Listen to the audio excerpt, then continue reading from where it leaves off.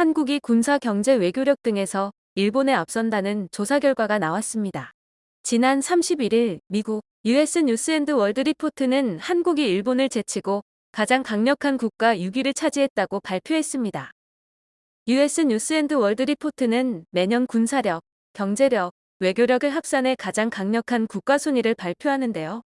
리포트에 따르면 가장 강력한 국가는 뉴스 매체에 자주 등장하고 전 세계 경제 흐름을 이끄는 국가를 의미합니다. 85개국을 대상으로 지도자, 경제 및 정치 영향력과 강력한 국제 동맹 등의 지표를 점수화하는 방식으로 평가했습니다.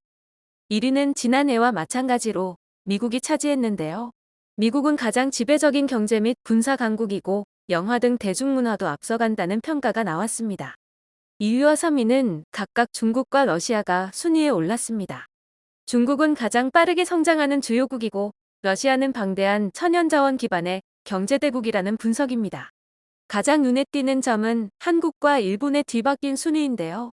한국은 2021년 8위에서 2단계 상승했고 반면 6위였던 일본은 이번 조사에서 8위로 떨어졌습니다. US 뉴스 앤드 월드 리포트는 한국은 첨단 기술과 서비스 기반의 경제로 외국의 투자가 가장 큰 성공을 이룬 국가다라고 평가했습니다. 그 외에도 국민 총저축 규모와 높은 외환 보유고도 인상 깊다는 분석입니다. 반면 일본은 세계에서 세 번째로 경제 규모가 큰 국가임에도 2단계 하락했다는 점에서 눈길을 끌었습니다. 한국과 일본의 경제 간극은 향후 더욱 커질 것이라는 전망도 나오는데요. 지난해 노구치 유키오 교수는 한일 간 1인당 소득은 역전될 것이다 라고 말한 바 있습니다.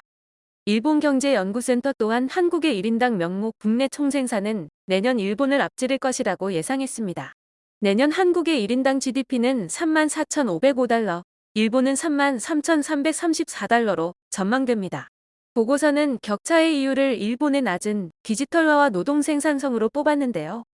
한국의 노동 생산성은 2020년 들어 1인당 GDP를 5%포인트 끌어올렸지만 일본은 2%포인트에 그쳤습니다.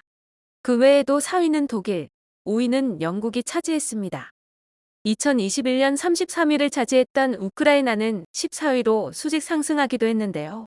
이는 유럽연합과 나토 등의 정치적, 군사적 지원을 받고 있기 때문이라고 밝혔습니다.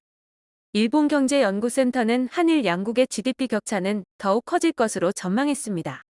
다만 일본경제연구센터와 US 뉴스 앤드 월드 리포트는 모두 한국의 인구 고령화 문제를 언급했습니다.